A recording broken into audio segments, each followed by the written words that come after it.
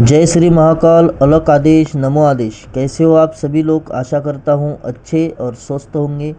आज हमारे एक शिष्य है जिनके पहचान से एक व्यक्ति के घर में बहुत प्रॉब्लम चल रहे थे। प्रॉब्लम ऐसे चल रहे थे कि पूरा घर जो है वो तहस नहस हो गया था।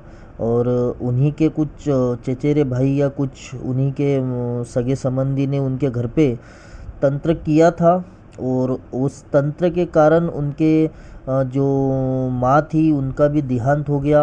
और हॉस्पिटल के चलते, कुछ बीमारी के चलते और प्रॉपर्टी को लेकर के घर में ये झगड़ा था।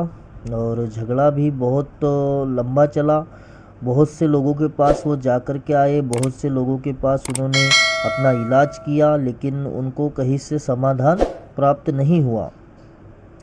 तो उनकी और हमारी बात हुई, वो मिलने आए घर पर और उन्होंने हमें बताया कि गुरुजी ऐसी ऐसी बात है। तो हमने उनको उपाय बताया कि भाई आप एक बगलामुखी माँ का हवन करा लो। देखो, बगलामुखी माँ के हवन बहुत पद्धति के होते हैं, लेकिन हम जो करते हैं ये एक अघोर मार्ग, अघोर पद्धति से होता है।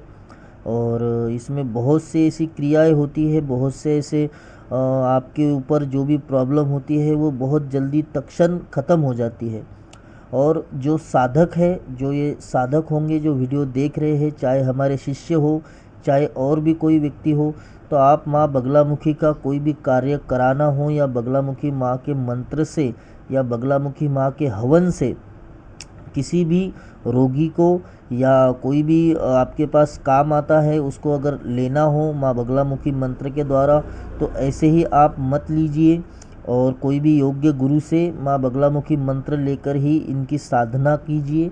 साधना लेकर के उसके बाद मंत्र को जागृत करने के बाद आप हवन वगैरह जो भी करना है वो आप कर सकते हो, लेकिन ऐसे ही मंत्र से हवन नहीं करना चाहिए।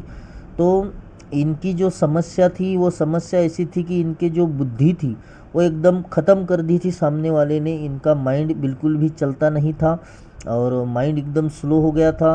और एक किसान घर से आते हैं, इनके घर में जो खेती में से जो अनाज ये उगाते थे वो भी बहुत चीज़ों में, मायनों में बंद हो गया था। नुकसान पे नुकसान हो जा रहा था, खेती में कुछ लाभ नहीं हो रहा था। और घर में एक इनके भाई, दो भाई थे, वो भी एकदम पड़े पड़े रहते थे, कुछ काम धंधा करते हैं नहीं थे। पिताजी भी गांव में ऐसे ही घूमते रहते थे और घर में कोई लेडीज़ है नहीं, शादी ब्याह का कुछ मामला बन नहीं रहा था। तो ये सब समस्या लेकर के ये हमारे पास आए थे। उन्होंने बोला कि गुरुजी आप इसमें से हमारा निदान करके दो, चाहे जो करना पड़े हम करेंगे। तो हमने उनको बताया कि भाई देखो, आप कुछ ज़्यादा कुछ करने की ज़रूरत है नहीं, आप एक हवन अपने घर पे करवा लो।